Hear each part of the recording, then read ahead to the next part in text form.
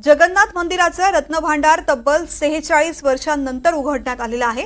मंदिराच्या रत्नभांडारामध्ये सोनं, चांदी, हिरे यासह अनेक पुरातन दागदागिने आहेत। देशभरातून भाविक या मंदिरामध्ये दर्शनासाठी येत असतात। अनेक भाविक सढळ हस्ते मंदिरामध्ये दानधर्मही करतात। आता या सगळ्या दागदागिन्यांची मोजणी करून त्याचा डिजिटल कॅटलॉग तयार केला जाणार आहे। रत्नभांडारात भगवान जगन्नाथ, बलराम आणि सुभद्रा यांचे दागिने असल्याची माहिती आहे।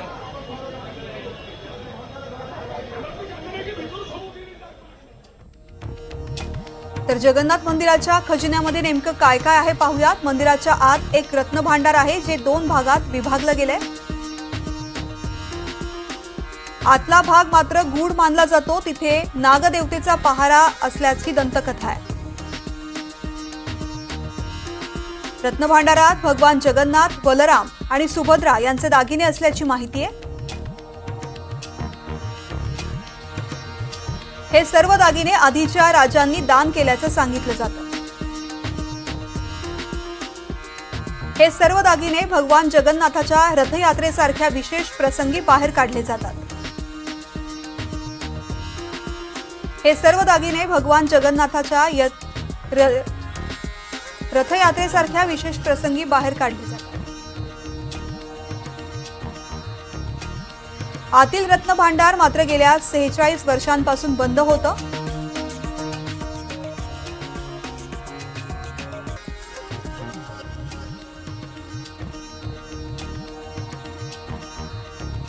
सेहेचाळीस वर्षांनंतर पहिल्यांदाच आतील रत्नभांडार उघडण्यात आलंय। 1978 ला उघडण्यात आलं तेव्हा अंतर्गत साठ्यामध्ये 128 किलो सोनं, 222 किलो चांदीची नोंद करण्यात आली।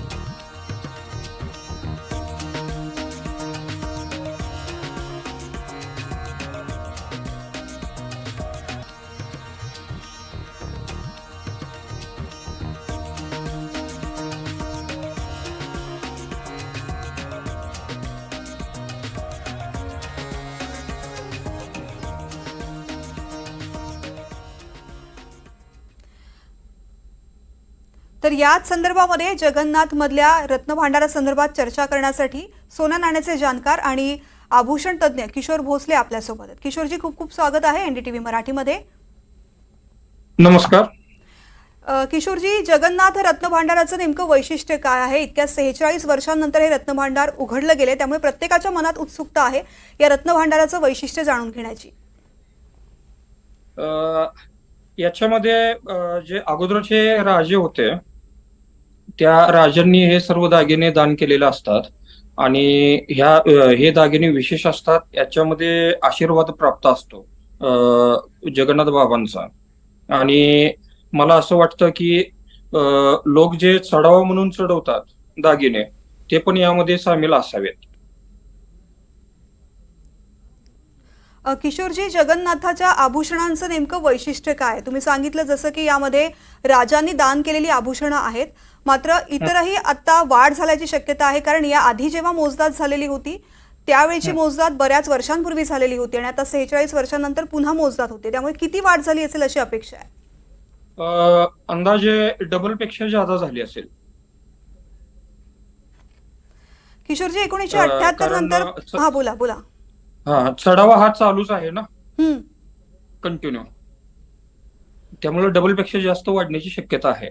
अच्छा, 1978 नंतर पहिल्यांदा जगन्नाथाचं हे रत्नभांडार उघड केलं गेलंय आणि किती सोनं, दागदागिने, खजाना असेल असा अंदाज प्रत्येक जण वर्तवतोय।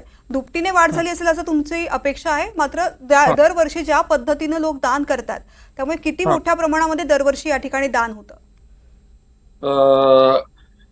अंदाजे दरवर्षी 10 किलोच्या आसपास सोनं आणि जवळजवळ 50 किलोच्या आसपास चांदी ही दान केली जाते अंदाजे। किशोरजी, याआधी बऱ्याच वर्षांपासून हे रत्नभांडार उघडलंच गेलं नाहीये, का उघडलं गेलं नसावं? काय नेमक्या अडचणी आहेत किंवा यामागे काही प्रथा आहेत का? नाही, प्रथाचा काही संबंध नाही। त्याचं म्हणजे एक फिक्स प्लॅन अथवा अथॉरिटी कोणाला ती उघडण्याची अशी बरेच कारण होती त्यामध्ये, त्यामुळे ते उघडलं गेलं नाही। नेमकं त्यांचे कमिटीला कोणत्या अथॉरिटी आहेत, कोणत्या अथॉरिटी नाहीत, हे कोणाच्या अंडर खाली येतं, हे कमिशनर लोकांच्या अंडर खाली येतं का जे इथलं राज्य सरकार आहे त्यांच्या अंडर खाली येतं का पंडित पुजारी लोकांची जी कमिटी आहे त्यांच्या अंडर खाली येतं, असं म्हणजे बरेच कन्फ्युजन होतं. हं. अथॉरिटी नेमकी कोणाची उघडण्याची, त्या कन्फ्युजनमुळे हे उघडलं गेलं नाही.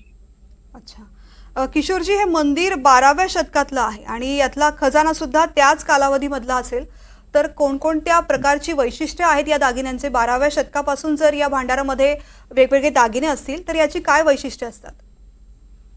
अ, वैशिष्ट्य म्हणजे हेच की त्या काळच्या डिझाईन वगैरे म्हणजे त्या काळी ज्या डिझाईन होत्या त्या डिझाईन असणार. आणि वैशिष्ट्य म्हणजे काय, शेवटी ते प्रभूंचे दागिने आहेत म्हटल्यावर ते पुण्यवान दागिने असं त्याला समजायला काही हरकत नाहीये.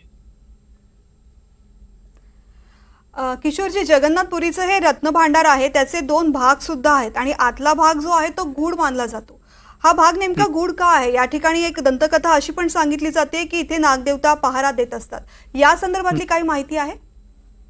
नाही मॅम, दंतकथा नाही, याला तुम्ही कथा म्हणू शकता. अच्छा. हे बऱ्याच बऱ्याच आपल्या भारतामधील बऱ्याच मंदिरामध्ये शक्यतो खजाना हा गूढच असतो आणि त्यांचे अथोराइज जी लोक असतात त्यांना याबद्दल माहिती असते. जसे गजपती महाराज आहेत या सरकारी कमिशनर वगैरे आहेत, त्यांना याची माहिती असते. फक्त हे पब्लिक मधले सुरक्षेसाठी खजान्याच्या म्हणजे सेफ राहावे म्हणून त्याची प्रायव्हसी ठेवली जाते. हं. निश्चित किशोरजी, खूप खूप धन्यवाद. NDTV मराठीशी तुम्ही बातचीत केलीत आणि आमच्याशी संवाद साधून या खजाना संदर्भातली माहिती आम्हाला दिली त्याबद्दल.